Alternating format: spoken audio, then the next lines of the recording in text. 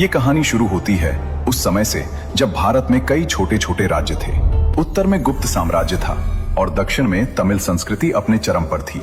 ये समय था 300 ईसा पूर्व से 300 ईस्वी तक। इस काल को तमिल इतिहास में संगम युग कहा जाता है।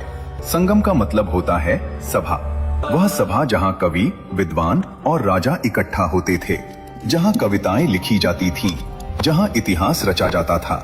उस समय तमिल क्षेत्र में 3 महान राजवंश थे। चोल जो कावेरी नदी के किनारे राज करते थे, चेर जो केरल और पश्चिमी घाट के राजा थे, पांड्य जो मदुरई और दक्षिणी तमिल क्षेत्र के स्वामी थे। ये तीनों राजवंश बहुत शक्तिशाली थे। उनकी सेनाएं विशाल थीं, उनके योद्धा निडर थे और सबसे महत्वपूर्ण, उनके पास अपनी देवी थी। वह देवी थी कोत्रवाई। 5 भूमियां। प्राचीन तमिल साहित्य में पूरे तमिल क्षेत्र को 5 भागों में बांटा गया था। इन्हें तिनय या भूमि कहते थे। कुरिंजी पहाड़ी इलाके, यहाँ मुरुगन देवता की पूजा होती थी। मुल्लै जंगल और चारागाह, यहाँ माउन या कृष्ण की पूजा होती थी। मरुदम नदियों के किनारे की उपजाऊ जमीन, यहाँ इंद्र की पूजा होती थी। नेदल समुद्र तटीय क्षेत्र, यहाँ वरुण की पूजा होती थी। और सबसे खास पालय रेगिस्तान जैसी सूखी जमीन, बंजर भूमि, जहाँ जीवन कठिन था। और पालय भूमि की देवी थी कोत्रवाई। पालय वह जगह थी जहाँ युद्ध होते थे, जहाँ लूटपाट होती थी, जहाँ मौत रोज सामने आती थी। इसलिए कोत्रवाई युद्ध और मृत्यु की देवी बन गईं। कोत्रवाई नाम का अर्थ कोत्रवाई, यह नाम कहाँ से आया? तमिल शब्द कोरम से। कोरम का मतलब होता है विजय, बहादुरी, सफलता। कोत्रवाई बराबर विजय की देवी। लेकिन यह केवल एक नाम नहीं था, यह एक भावना थी। जब योद्धा युद्ध में जाते तो कोत्रवाई का नाम लेते, जब राजा विजय चाहते तो कोत्रवाई की प्रार्थना करते। प्राचीन तमिल व्याकरण तोल्काप्पियम में पहली बार कोत्रवाई का उल्लेख मिलता है। यह किताब लगभग 200 ईसा पूर्व की मानी जाती है।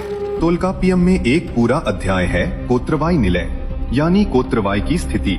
यह अध्याय बताता है कि युद्ध से पहले कोत्रवाई की पूजा कैसे करनी चाहिए।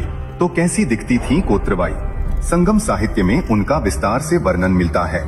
सबसे महत्वपूर्ण वर्णन मिलता है सिलप्पदिकारम नामक महाकाव्य में। सिलप्पदिकारम कहता है उनके सिर पर चंद्रमा का मुकुट था। जैसे शिव के सिर पर चंद्रमा होता है, वैसे ही कोत्रवाई के सिर पर भी।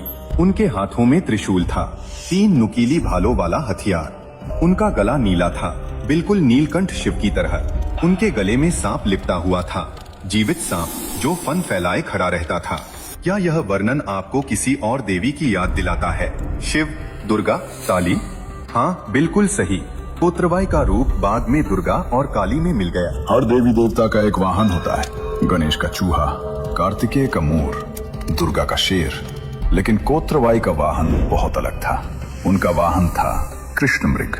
तमिल में इसे कलाईमान कहते हैं, हिंदी में ब्लैक बक या काला हिरण।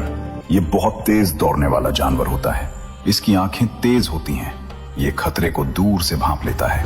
कोत्रवाई अपने कृष्ण मृग पर सवार होकर युद्ध भूमि में आती थी। जब योद्धा उन्हें देखते तो उनकी हिम्मत बढ़ जाती थी।